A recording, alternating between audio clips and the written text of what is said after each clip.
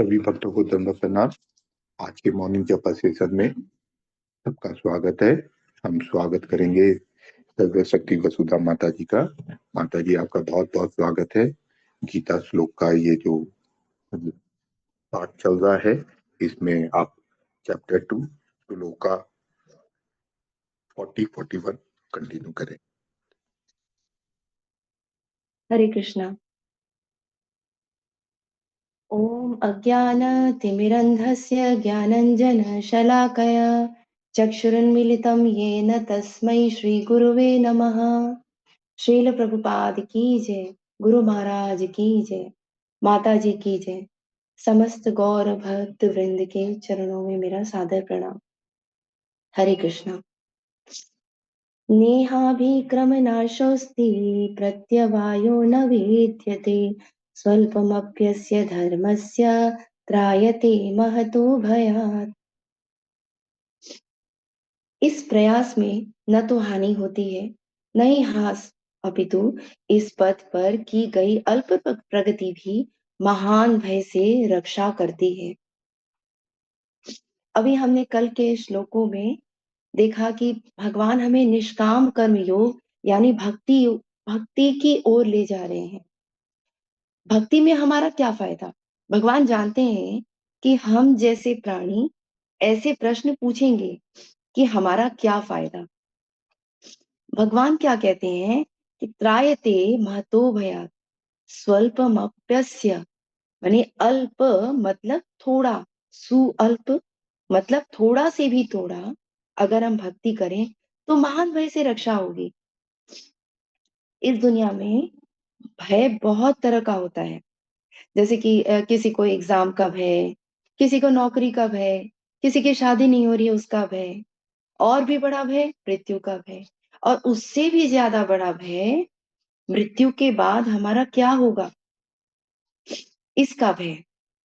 Suppose हम लोग ऐसे सोच सकते हैं कि सपोज हम लोग कोलकाता से दिल्ली जा रहे हैं, उसके लिए हमने फर्स्ट क्लास एसी टिकट लिया, लेकिन 14 घंटे की जो जर्नी है उसमें हम लोग को क्या 8 घंटे का ही टिकट कंफर्म हुआ और आगे का टिकट नहीं है। तो फिर हमको क्या करना होगा? जनरल का टिकट लेके जाना होगा, सेकंड क्लास, सेकंड क्लास में जाना पड़ेगा।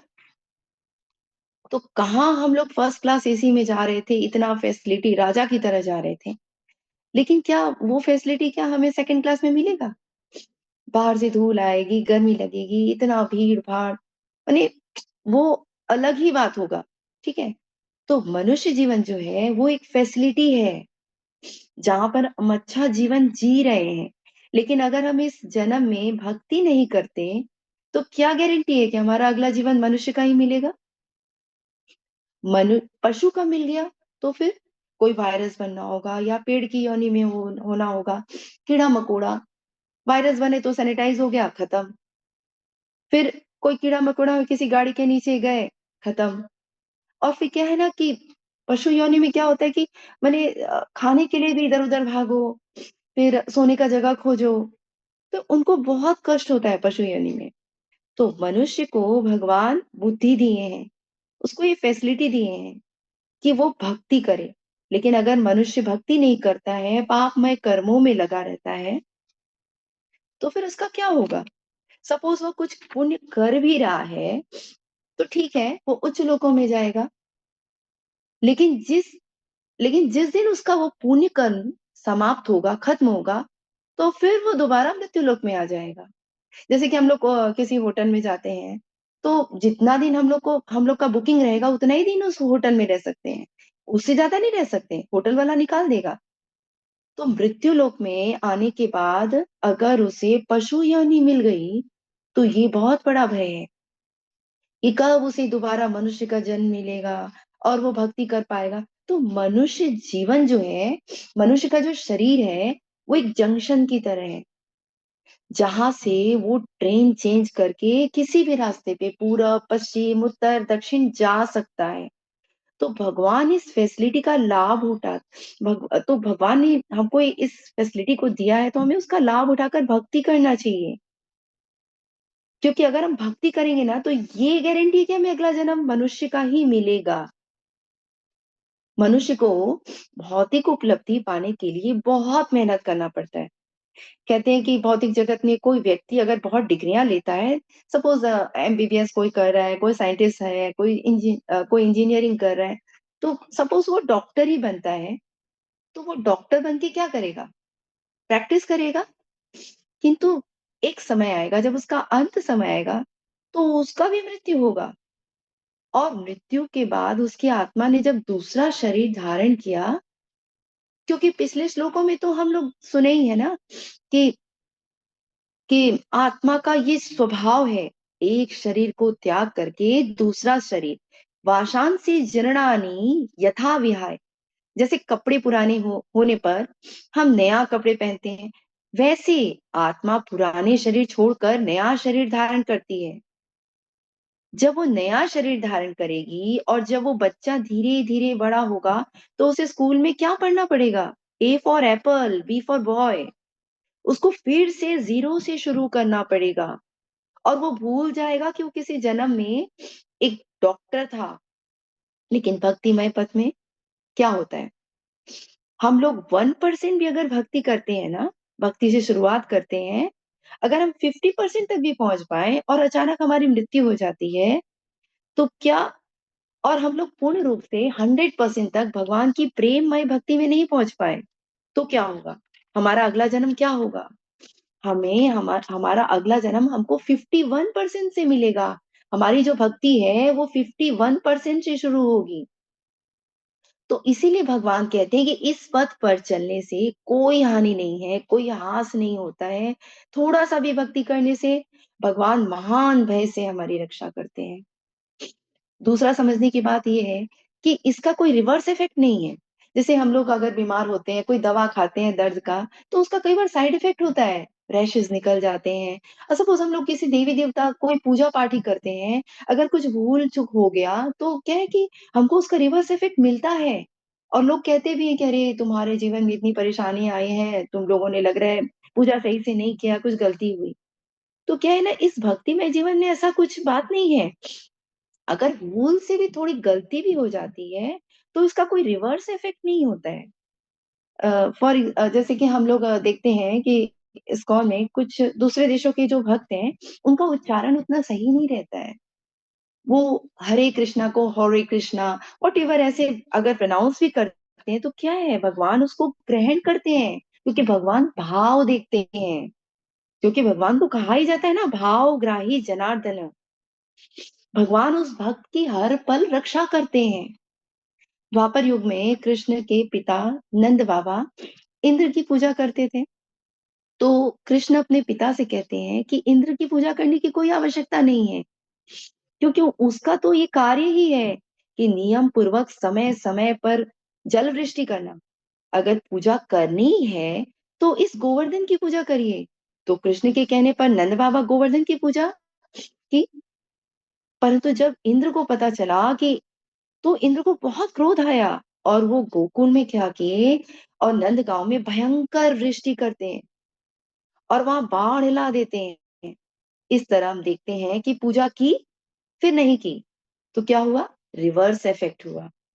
इसी तरह हम अगर कोई देवी देवता की पूजा करते हैं फिर नहीं करते हैं, उसका क्या पता हमें कोई फल भोगना पड़े।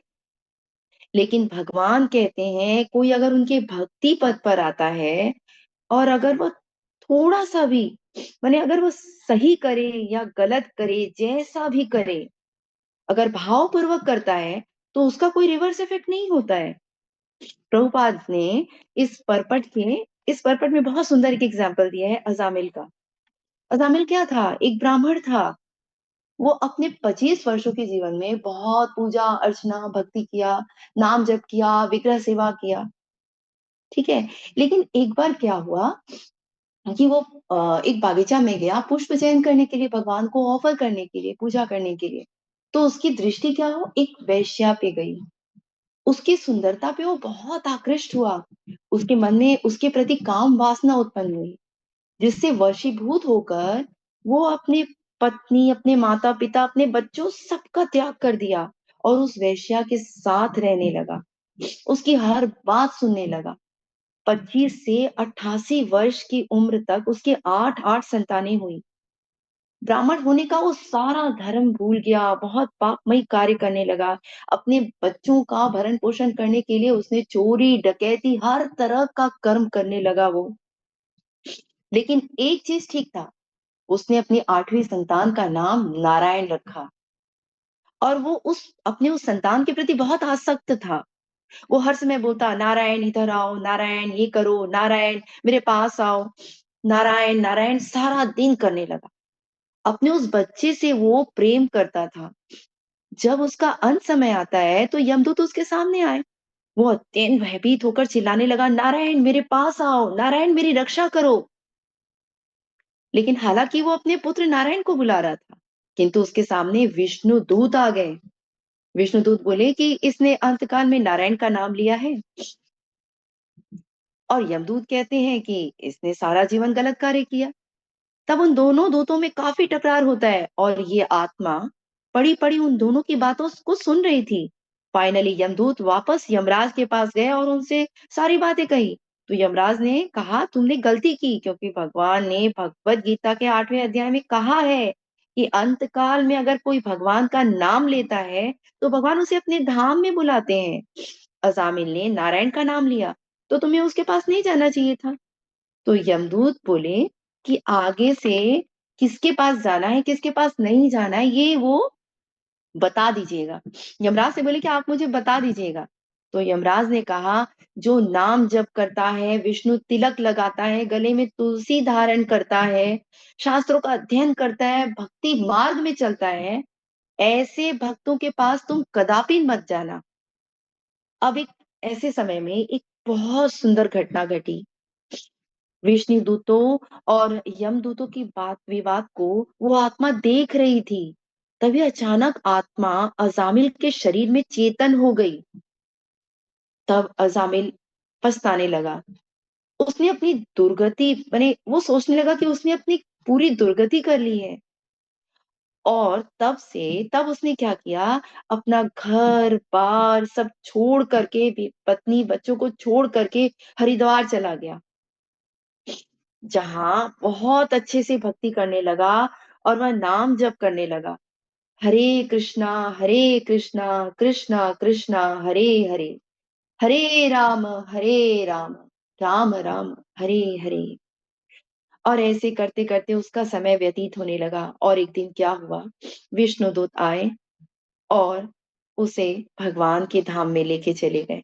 तो हम देख सकते हैं कि उसने सिर्फ 25 साल तक भक्ति की और उसके बाद उसने हर तरह का पाप किया, कुकर्म किए, तब भी भगवान उसकी रक्षा करते हैं।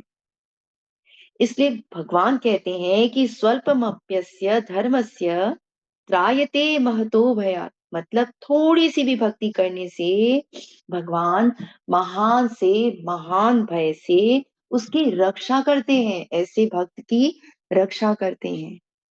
हरे कृष्णा। हरी हरी बोल माता जी। बहुत सुंदर, बहुत सुंदर माता जी। Thank you. बहुत अच्छा हरे ये श्लोका था और आपने बहुत अच्छे से इसको डिफाइन किया कि हम लोग भक्ति के मार्ग में थोड़ा भी प्रयास करते हैं तो वो विफल नहीं होता, जबकि भौतिक कार्यों में हम लोग तो कुछ भी करते हैं वो एक समय आने के बाद वो नष्ट हो जाता है। बहुत सुंदर माता जी, थैंक यू माता जी। किसी हरे का कृष्ण। कोई है तो हैंड रेस कर सकते हैं, अन्यथा हम लोग चैट बॉक्स देखेंगे।